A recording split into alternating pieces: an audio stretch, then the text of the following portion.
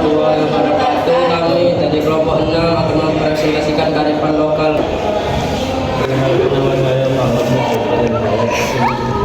Perkenalkan, nama saya Muhammad Awal Yudawan dari kelompok 6. Perkenalkan, nama saya Zubir Kala dari kelompok 6. Perkenalkan, nama saya Muhammad Fadil Ikan Sabta dari kelompok 6.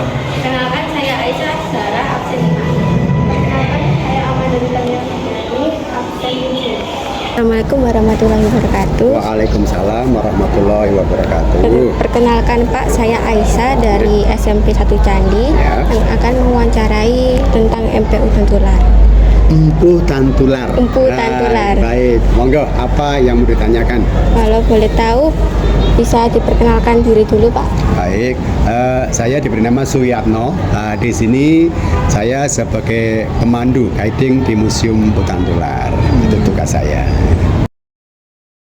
Jadi pertanyaan pertama Pak, apa itu Museum Empu Tantular di Sidoarjo?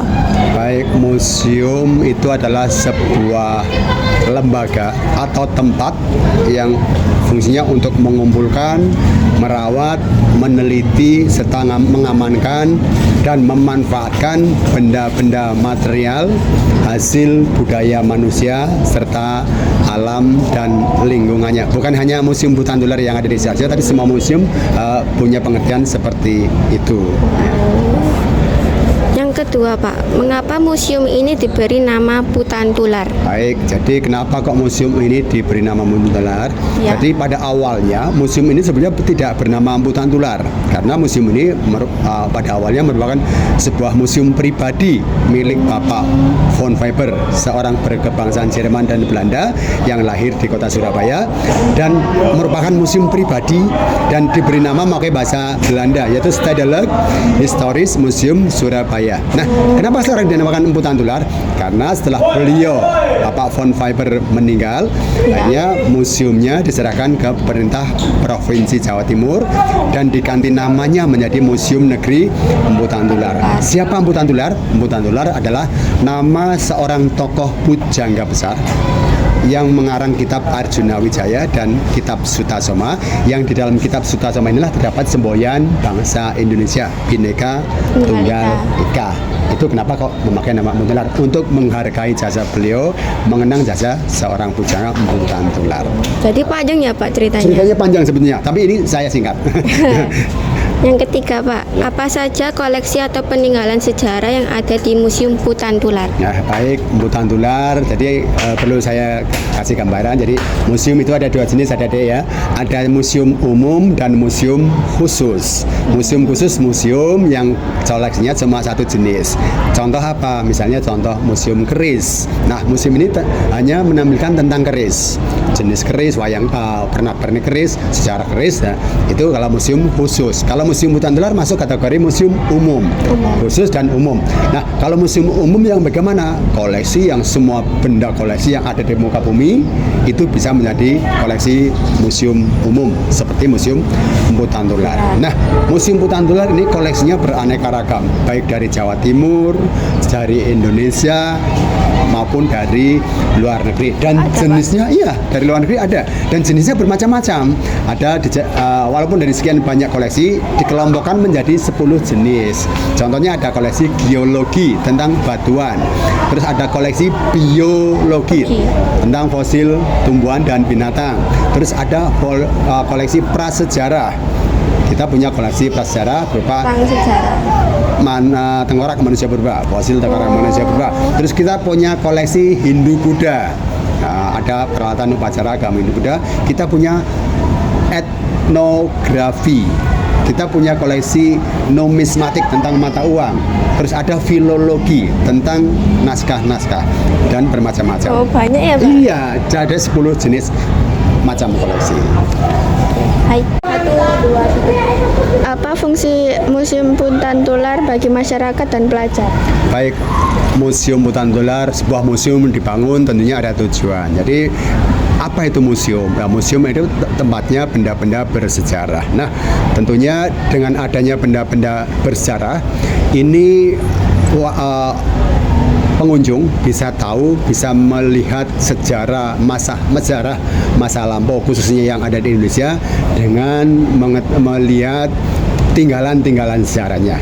Dengan melihat tinggalan-tinggalan sejarah ini, kita bisa tahu kira-kira kehidupan masa lampau seperti apa dengan bukti real material koleksi.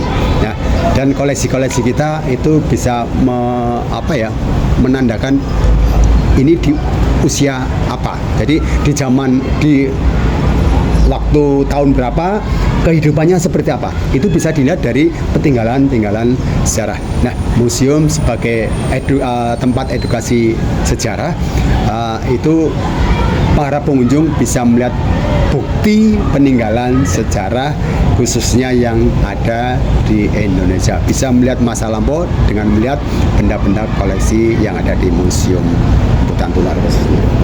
Mengapa generasi muda perlu mengunjungi Museum Puntan Tular? Nah, baik.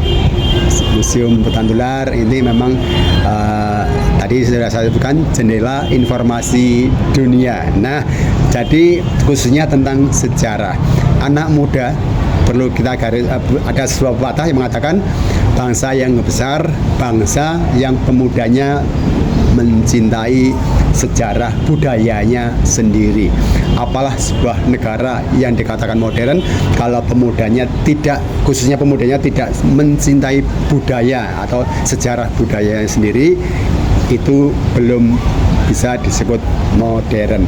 Karena siapa lagi kalau bukan pemuda yang akan meneruskan generasi penerus yang semuanya bisa dilandasi dari sejarah perjuangan masa lampau. Para pejuang-pejuang yang sudah dengan tenaga, dengan darah, dan dengan pikiran itu mempertahankan NKRI khususnya. Nah, itu semuanya ada bekas-bekas atau peninggalan-peninggalan real atau ada materialnya yang membuktikan bahwa ini loh dulu perjuangan orang-orang zaman dulu yang patut generasi muda contoh, patut diteladani sebagai pemupuk rasa patriotik dan rasa nasionalisme yang khususnya anak-anak muda punyai. Itu mungkin yang bisa saya jawab. Terima kasih ya Pak atas wawancaranya. Baik, terima kasih juga adik-adik sudah memanfaatkan museum, sudah belajar di museum tentang sejarah. Terima kasih atas kunjungannya. Semoga apa yang kalian lakukan di sini bermanfaat, khususnya sesuai dengan tugas dari sekolah, dan tentunya harapan kami sebagai pengelola museum, tentunya anak-anak muda seperti kalian cinta terhadap budayanya sendiri dengan melihat benda-benda koleksi yang ada khususnya di Museum Puntan Tular. Semoga sukses selalu. Salam museum di hatiku.